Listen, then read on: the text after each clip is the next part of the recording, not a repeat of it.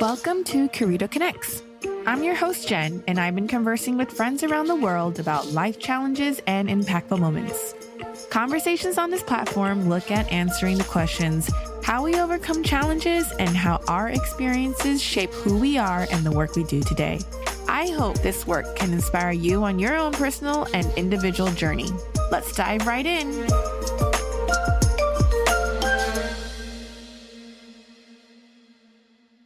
Hello, my guest today is Teri Ortt, a California-based yoga teacher and Ayurveda practitioner, and most recently an author of Shine Bright Sister, The Real Girlfriend's Guide to Using Yoga and Ayurveda to Access Your Most Radiant Self.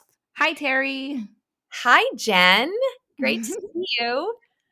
Great to see you too. Thank you for joining Curito Connects today. Teri and I first met in Goa in 2020. Oh my gosh, it's already been over a year, almost 2 years now, where we were both there for Joan Hyman's teacher training. And I'm excited to have Teri as a guest today and dive into the conversation about what marriage and divorce taught her, which then also led her to writing this book, of course. So without further ado, Teri, I'm going to let you go ahead and start sharing with us about your journey. Okay, well, all right. Where should I start? Well, I'll start with how the book came to be. So Shine Bright Sister is a product of actually my 500-hour teacher training from Yoga Works. So we had to do this final project in the last portion of the program. And I had been working on writing, and I thought, how could I blend my writing with this project? Because I really wasn't excited about it. And I thought, okay, you know what? I'm just going to write a book. And I was in a stage or in a phase of my yoga practice where I felt a little bit stagnant. I felt like, okay, I've been doing this for 20 some years and blah, blah, blah, steeped in all of the wonderful philosophy, all the practice, it's my lifestyle. But I thought, gosh, how can I make this a little more interesting? I just kind of felt like I was in this new phase of yoga and I wanted to bring something fresh to it. So I thought, you know what? I want to write something that's really authentic, right? Something that the average person would find entertaining about yoga and Ayurveda. Maybe somebody who doesn't do yoga at all or doesn't know anything about Ayurveda. And adding to that, I was having somewhat of a crisis in my life because I knew that my marriage was falling apart, right? So that was the other piece. So I thought, I want to write something that's going to keep me afloat, sort of a self-help piece for myself, if you will, right? So hence the title, Shine Bright Sister. I had to just keep myself going and moving forward towards my truth and my authenticity. Wow. It's almost like you wrote that book for yourself, but almost like you wish someone had written that so that you could read it during that time that you were going through all that. So can we go back and I guess you can choose whether you want to start off by talking about your yoga journey and how that really became your lifestyle, or we could, kind of integrate into your marriage part and how like you said earlier, you were recognizing that it was kind of not working out anymore. Right. And then that's kind of how you integrated the two into producing this book. But they're both individual journeys that really shaped you, actually. Okay, how about, and they are very integrated. So my real dive into yoga basically came from a level of dissatisfaction in my marriage. So I had been, I don't want this to be disparaging at all about my former husband. That's not my intention at all. I feel a lot of gratitude for having gone through that experience because that experience allowed me to grow tremendously and to really step into my truth. And I feel like having not had that experience, I would have just kind of maybe just gone along. And I don't know. I feel like all of our challenges, they happen for a reason, and hopefully we can turn them into positive experiences. So anyway, I was not doing very well in my marriage. I had just had a couple kids. just feeling very isolated, alienated, not seen by my partner. And so I just started to delve into yoga. I was a stay-home mom for a while, and that was a challenge. And I just, I had to get out of the house, I had to take care of myself, and yoga was my escape. And so I just fully delved into that process, into that lifestyle. It's really what kept me afloat during the baby days. I mean, I loved having my children, but I was always searching for something else. I've always been a seeker and an adventurer, and so having small children was very challenging for me. And having a husband who was very traditional and really wasn't interested in doing a lot of the stay home parenting stuff. So I was doing a lot of that myself. Um, yeah, so I just delved very deeply into the study of yoga, Mm. the spiritual side as well as the physical side, and just kept getting deeper and deeper into it. And ultimately, that was a problem in the marriage, because he didn't like it, and I think he felt alienated by it. Um, and so, yeah, so we basically started going on two separate tracks. I wanted to ask, so like who introduced you Yeah, to yoga at the time, right? Like, or the first class you went to. And then because right. again, those of us who do practice yoga, there's so many different lineages, lots of teachers. Did you have to shop around? Which part of the yoga practice, or like you said, diving into the philosophy, really hit home for you that you were like, oh, this makes sense. Like if I can, doesn't matter if it's the asana practice where you felt much better because you were in control of yourself, versus everything that was happening at home, or going into the philosophy side of it and reading these different texts, and then kind of applying that into your day to day and allowing that to kind of change your mindset when you were faced with the different things you were dealing with, right? Yeah. Well, I would say that, I mean, both of them, the physical component, just that disciplined physical component was a huge part, but then also coupled with the spiritual piece. So, you know, the first time I had ever seen any yoga, I remember was when I was really a small kid. Maybe I was like 10 or 12. And I used to watch this show on TV with some sort of Maharishi type yogi guy, and he'd talk about transcendental meditation, and I used to be riveted. So it's always been something that I've been drawn to somehow, right? Maybe a past life. But I don't want to say any names here, at least in this little aspect. I started taking some classes in the city where I live here in LA, and I got involved with this one teacher who has since gone to jail because he was involved in some, inappropriate behavior, unfortunately, with his students. I was not part of that, but there were people that were. Anyway, he was my first like real teacher of yoga, and he was very charismatic, and he had a large following. Yeah, and but then he fell apart, and that whole world fell apart. And so after that, I had to look for another place to go, and I did a lot of Anusari yoga. I don't know if you're familiar with that, with John Friend, and then he got in trouble. So I kind of realized, I don't really think I want to be involved with men in yoga because there seems to be a problem. Mm. And I thought I'm going to start just going to female yoga teachers. And so that's what I did. And I ended up spending a lot of time at Yoga Works, and I started doing some trainings through Yoga Works, and doing some other practices here in Pasadena at Yoga House, where I first met Jean Heileman, and she's a well-known teacher now. You might know her, and she was Yeah. one of my first serious teachers. But yeah, so that's what that journey looked like. Now I forget kind of what you asked me. Oh, just the philosophy and how it all blended in. I took it all very seriously. I'm sort of I don't want to say, I'm a student at heart. I take these things really seriously. I was always sort of religious when I was a kid. I grew up Catholic, and I'd read the Bible, and I took all of that Oh. stuff so seriously. I'm very much a fallen Catholic. No. There's not a vestige of Catholicism left in me. But Yeah, so I took it all very seriously, just ate it all up, read it all, applied it. Just I was just devoted 100%.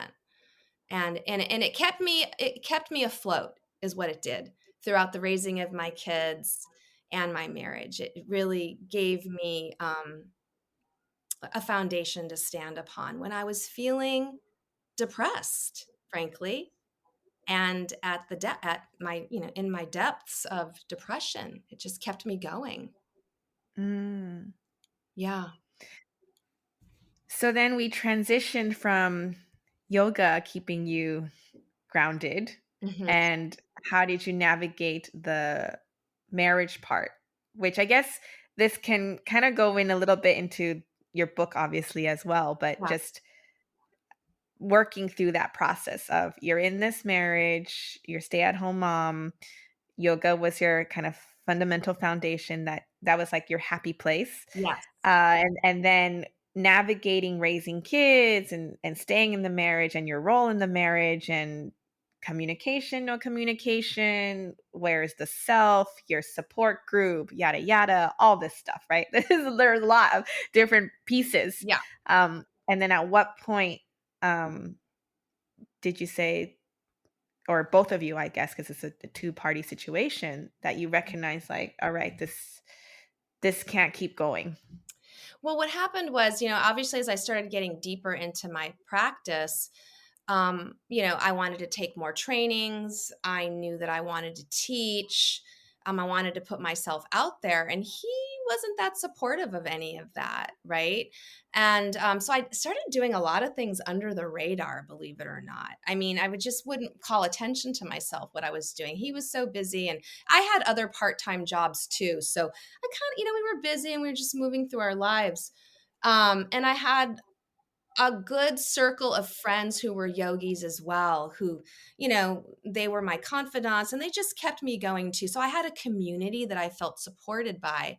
Um, and then, I went to India for the first time with a girlfriend. And that was, obviously such an awakening experience. And that was the first time that I was introduced into Ayurveda. So that must have been about like 10 years ago that I went there for the first time. And I had an Ayurvedic consultation.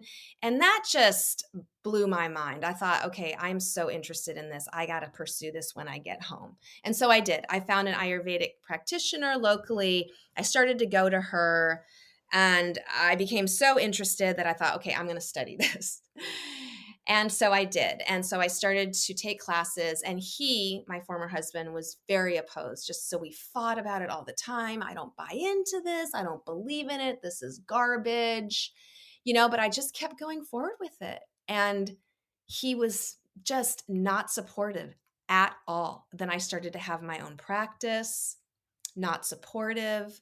I again started to fly under the radar with it. It got to the point where I just couldn't even talk to him anymore or confide in him about anything because he didn't believe in me at all. He literally did not believe in me. And so I knew, I was like, okay, it's going to happen. This is going to end. I don't know when, but I'm not going to be able to sustain this. I have to be able to be authentic in my relationships with people, and I have to live an authentic life. So I knew it was just a matter of time. And I told him, at one point, then I just said, this isn't going to work. And then we went to counseling and we did all of that. And it even got to the point where the counselor at one point said, between me and you, I'm not supposed to say this, but you should just go ahead and get a divorce. So even the therapist was like, it's time. This is not going to work. So it took Mm. me about 5 years after that to actually do it. So yeah, and then it happened. And so I initiated it, and it was hard, but it was like being a warrior on my path. That's what it felt like. I felt like I was a warrior moving forward and moving forward towards my light. Like there was a light ahead of me and I was moving towards it. I had to shed, I said I didn't have any Catholicism left in me, but I actually lied because I have all this guilt that comes from that tradition. And, yeah, we're in 2021, but still, the idea of getting a divorce in this culture that I was raised in, it's just like, you know, I don't know people that are divorced. I know it sounds crazy, but I didn't grow up in that world. And so for me to think, oh my God, I'm going to get a divorce, it was huge for me. But I was dying inside. I had this light, but it was slowly starting to extinguish. And so it was through the yoga, through the spiritual practices, through the physical practice that the light literally kept going. The light, the flame kept alive from the practices. It really did. And that was what fueled me. Um, Forgive all these metaphors, but that's what really allowed me to keep moving, just moving towards the light. And hence the title, Shine Bright Sister. Really, that's where it comes from. Mm.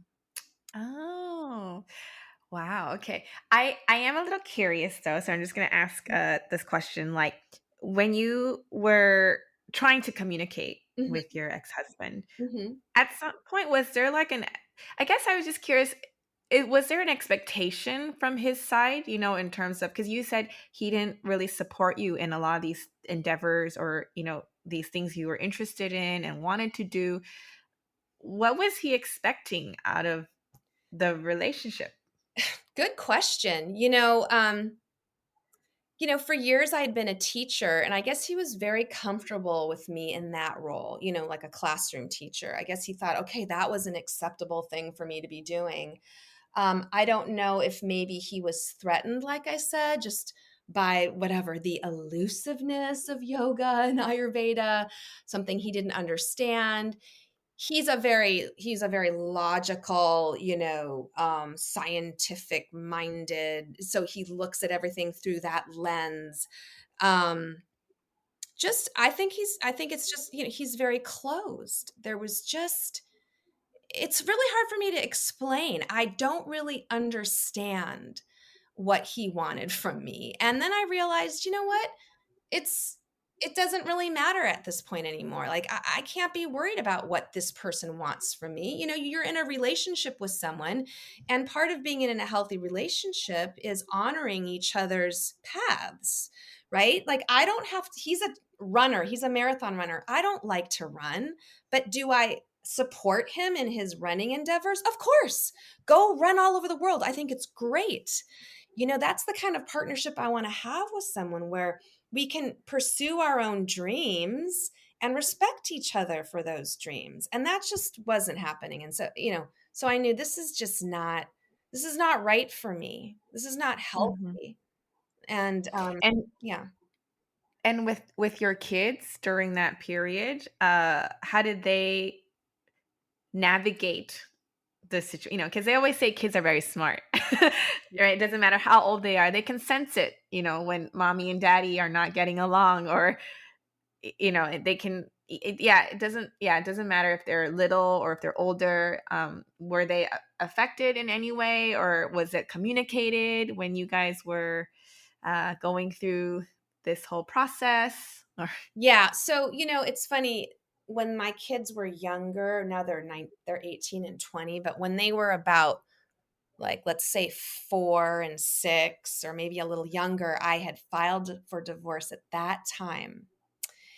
And but then it didn't go through. We ended up trying to work it out, and that's when we started to go through all the counseling and all of that. And my kids were very aware of our dynamics. And then, I've got letters from my daughter telling me things like, "Mom, you need to find somebody who loves you, and you need to be with somebody that makes you happy." And then as my kids are getting older, if you're in a relationship that isn't healthy, it gets pretty intense when you recognize that your kids are watching the dynamic and how it's unfolding. And I've got this young woman, this young girl, this daughter of mine, brilliant girl. And how do I want to present to her that a woman shows up in a relationship, right? So in the end, that's really what helped me to move forward. I want to show my kids what a healthy relationship looks like. And if I stay in this relationship, I'm not doing them any favors. My daughter is going to have a very poor model of what a marriage should look like. And my son, too, right? Both of them knew I wasn't happy. They could see what was going on. And they knew what kind of a person I was or who I am. So that in the end, that was the impetus really just to move forward, just to be authentic in Yeah. front of my kids. Yeah, for sure. It's very important as well. It's funny that you just said that because I was just having a conversation with another friend last night and we were talking about relationships. And he did mention too that growing up, his parents were always fighting, right? So we don't talk about this enough, and again, we don't have to call it trauma, but just experiences that really sink for you, right? Like mentally and emotionally, but you might not recognize it until later on. It's like, why do you react this way to certain relationships? Okay, because when you were 2 years old, this incident happened, or when you were four. So And you don't realize that impact it has on the kids it's and so how it true. translates. And as parents, no matter how hard we try, we're going to mess our kids up somehow, right? I mean, it's just going to happen, right? Because we're making mistakes and we're carrying our own garbage from, our parents. But hopefully, as we evolve, we become more aware of what we're carrying, right? And then we can let that go so that we don't pass it on to our next generation, right? At least being aware of it and being able to, discuss it with our kids or other family members. It's a means for healing. But yeah, I see how my kids have been impacted. It's not like we were fighting all the time, but it's just a general energy that's in the space. It doesn't have to be fighting. It's just Hmm. this strong disconnect that is evident every day. And what a sad model for a relationship is that? It's not healthy. Yeah. So Yeah. best to be truthful and authentic. Yeah. And it's okay to be vulnerable too. Absolutely. So you had mentioned that divorce, this notion and idea of divorce was Mhm. kind of like alien to you because you didn't grow up around people or families that were divorced. So when you were going through this process, and I know you had mentioned your, yogi circle, you had a lot of yogis who were around you, who was your support network, but and your counselor as well. But did you then meet other divorcees to have those conversations? Did you seek? I mean, I guess divorce as a topic, right? Marriage and divorce. So not yoga self help books or those kind of books, but just did you dive deeper into understanding like the divorce subject matter, I guess, and finding others to converse with or like understand like because it's not an easy thing to navigate either, right? Like it's like there's a lot of legal stuff, there's the kids stuff, there's like the finance stuff, there's like splitting assets. There's a lot of things that it's like when you get married, it's like okay, and it's like a shared thing. Now it's like we got to split everything up, you know. So how was that for you? That was terrifying. So everything that you just mentioned, it's I don't know if you ever read Joseph Campbell and whatever what is it, the hero's journey. Just it literally is. It's like you're on this quest, right? And it's so terrifying because it's all unknown. But what I found was that I was just so calling out to the universe throughout the whole process. Literally, I don't think I've ever felt so plugged in to like a higher power than when I went through this divorce. Honestly, like something else was carrying me through. Because all sorts of miracles happened along the way, just omens, signs, people coming, onto my path to help me from my attorney just to random people I would meet at different gatherings. I did have some friends that were going through serious struggles in their marriages at the time. So that was really helpful too, just talking. But everyone has their own way of navigating, their divorce too. So one person's blueprint doesn't necessarily have anything to do with yours, right? Everyone's going to have their own unique way of navigating. But yeah, I definitely did have a few key people who, without them, I would have been, I would have felt a lot more isolated. It is nice to have those people by your side. And now that I am on my own, I'm still, very close to my friends who are married, obviously, but it is different. It does feel different. Just because I don't compromise anymore. I just live my life. I make my own decisions about everything. And after 25 years of being in a partnership, it feels pretty amazing to just make all my decisions on my own.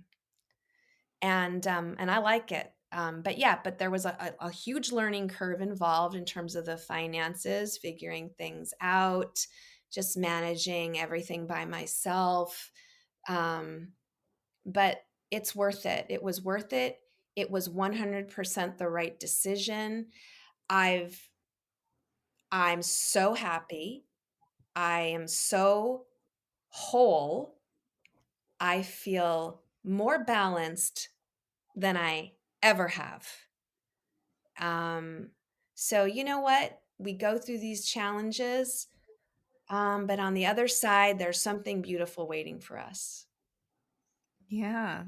Yeah. I think you hit the nail there when you said when you were going through that process, it's almost like because you were ready. You were ready to tell the universe, like, I'm ready to do this. And as you put your mindset to it, then like you said, all these miracles, people and incidences just kept coming. And it just kind of like almost like pushed you along, Like 'cause I think before it sounded like you were hesitant. You said you had filed earlier on when the kids were younger, but it didn't go through. So you were really trying to like make it work. But then when you made that decision to say, all right, this is it, we're going to do it, then everything kind of came together. You're So you just had to, absolutely right. yeah. You're absolutely right. And it takes time to figure out when the right time is to do something. And some people might take years to make that decision. I mean, I took a long time. Other people might, jump into it quickly. But when I look back in hindsight, it all happened as it was supposed to. I had to be 100% ready to do that. And then I just felt everything supporting me.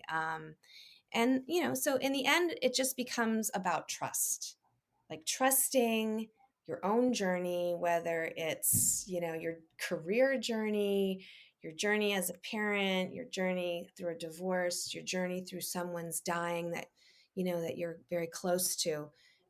Just trusting whatever's happening on your path, how it's unfolding, and just being open. To the possibilities of learning and growing from the challenge. Yeah. Mindset, complete mindset right there.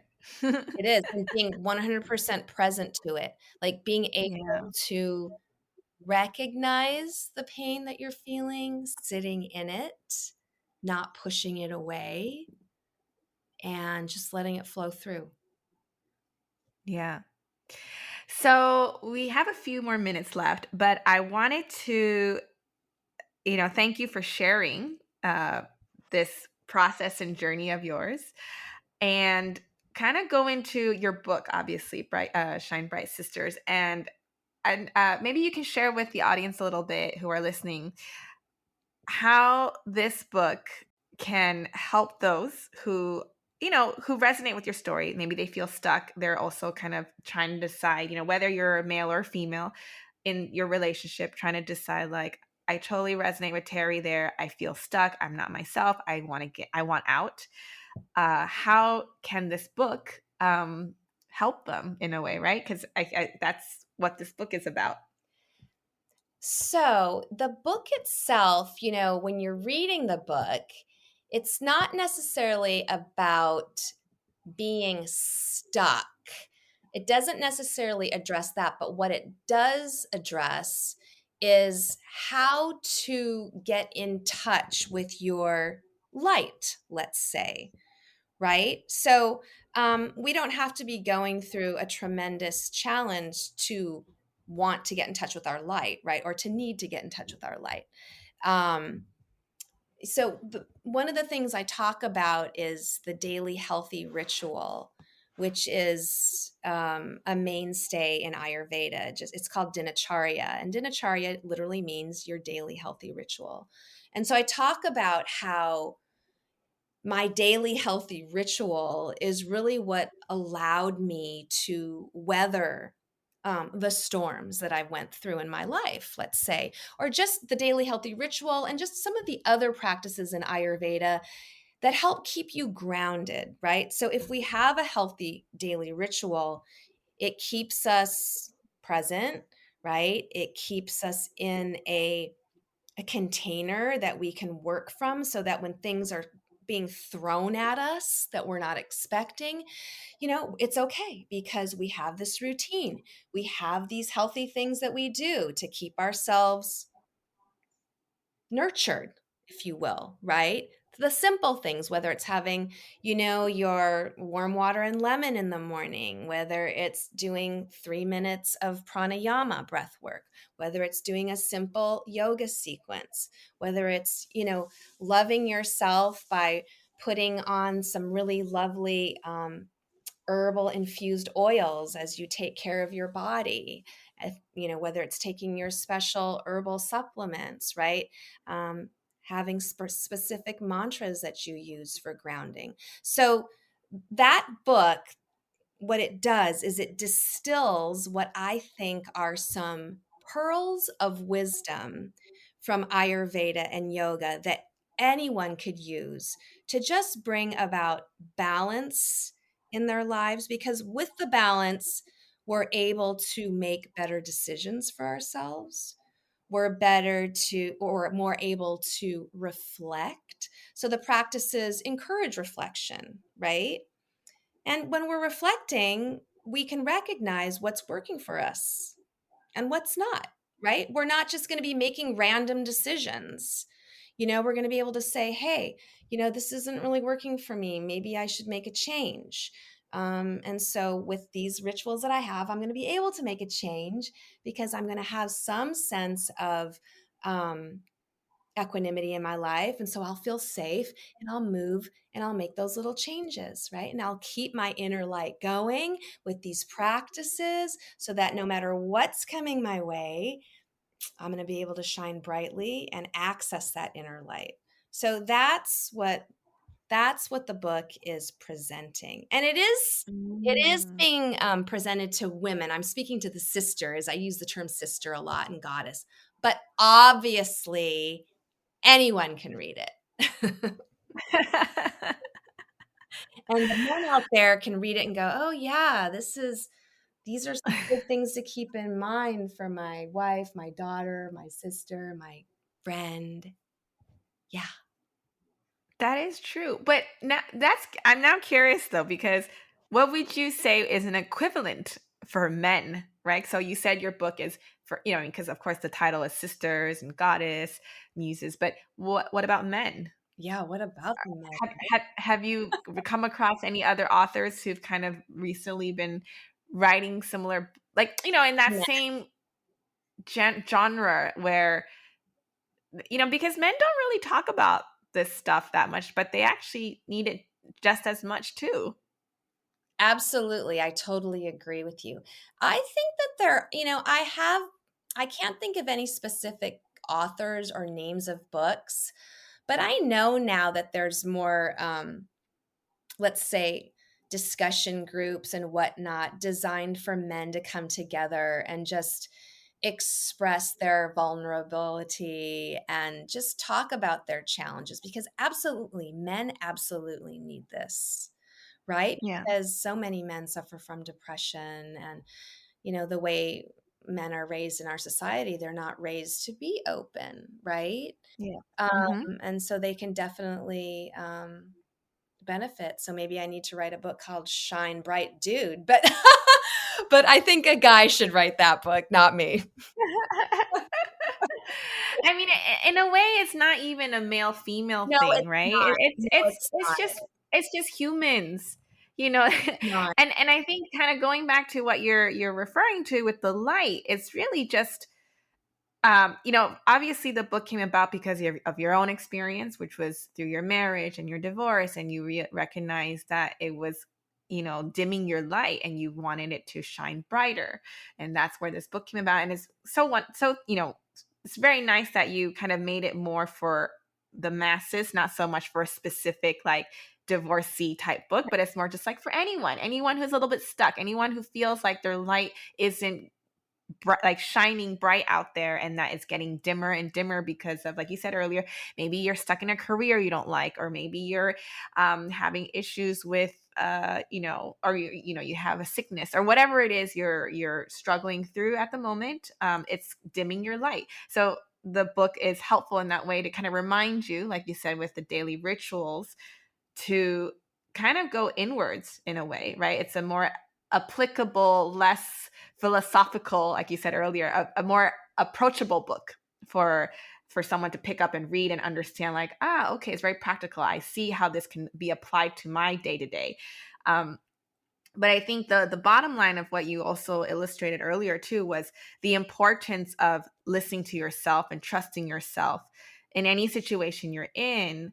And it's not to say you're compromising what you want in that situation, but understanding where your boundaries are, right? Like in terms of like, are you, is this issue that big of a deal to be upset over? Will I not be able to sleep? Like, do I really need to fuss over that? But and if you can understand where you are at, right, by doing all that, your daily rituals, and like you said earlier, like the box that you have to really kind of stay grounded, Yes. then none of those things will affect you or shake you as much.